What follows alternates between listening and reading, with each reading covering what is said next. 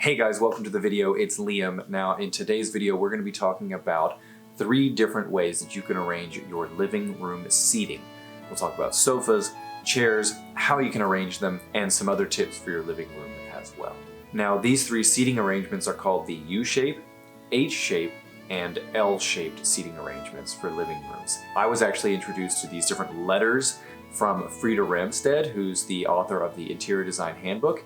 It's a really great book, by the way. If you struggle with interior design or decorating your space, I would go check that book out. But these are also very intuitive arrangements for your furniture that have been around for a long time. So let's dive in. All right, so the first arrangement we are going to talk about is the U-shaped arrangement. And what this looks like is you have a sofa at one end and you have 2 independent chairs kind of angled in and facing the sofa with some kind of coffee table in the middle. So it looks like this. U.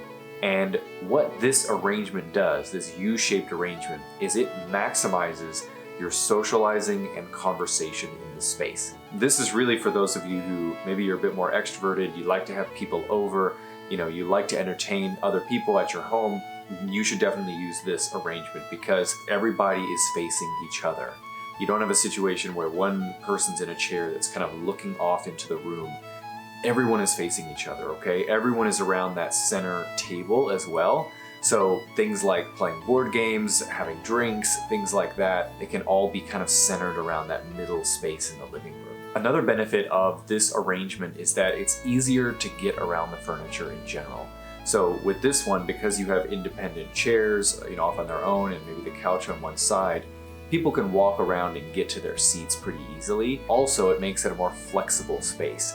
You can move the chairs if you need to create more space for more people. So the U-shape arrangement is great for gatherings. Okay, moving on to the next arrangement. And the next one is the H arrangement. Now what this basically is when you have 2 sofas that are facing one another.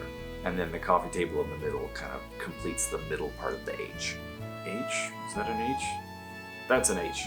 This style is much more formal. I'm not going to say it's not comfortable because obviously if it's a sofa, it's going to be relatively comfortable, but it definitely has the feel of a more traditional living room.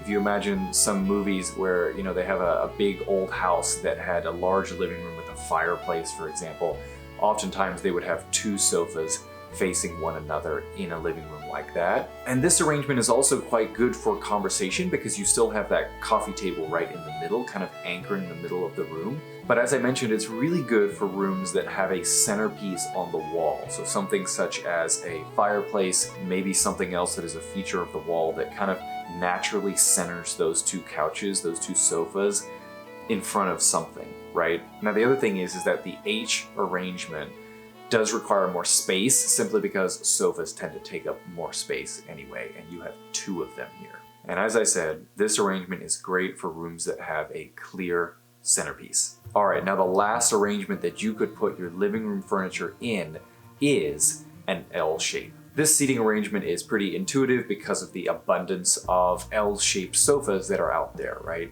And this is actually a really versatile seating arrangement, even though it might just be one large sofa or couch. One of the things that it helps you do is to section off different parts of the room. So if you live in a place that has maybe a combined dining and living space, what's really cool is that you can actually use the back of that sofa as a divider between dining and living. It can really help set those clear boundaries. The other thing is that you can put one of the sides of that sofa up against a wall and then have the other part of the L of the sofa sticking out into the room. And again, it just helps to save a little bit more space so that that whole couch doesn't have to be in the middle of the room. So that's really, really useful. It tends to be better for corners. Naturally, this shape is pointing towards a corner when you sit in it. And it's also really great because you can have multiple people laying down or lounging on the couch, and it's just more comfortable for a lot of people versus having just like a couple of chairs out there. So overall, the L-shaped seating arrangement is great for small spaces. Some other quick tips here when you're arranging furniture in your living room.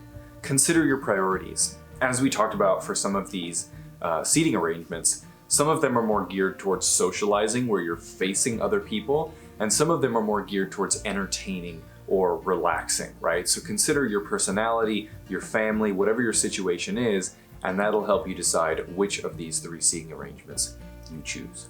And another big tip, something that I mentioned earlier, is consider the natural focal points of the room. If you have a fireplace, that's a great focal point for a room.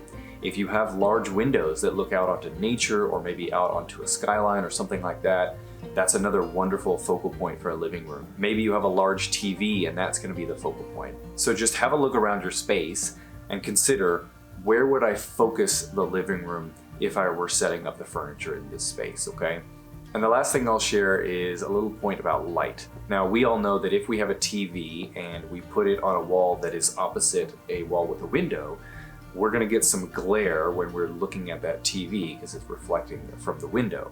So consider putting your TV in a place that doesn't hit those reflections. Now, a living room, you may only have a specific place where you can put your furniture, but if you do notice that it gets really, really warm in one area of your living room, consider moving the furniture a little bit away from that space just so that everybody is more comfortable. All right, that's it, everybody. I hope you enjoyed this short video, and I hope that you get to use some of these ideas and tips to arrange your living room into a cozy and comfortable space. If you're curious about how to arrange furniture in your bedroom, check out this video right here where I discuss that exact topic. Thanks, guys. I'll see you next time.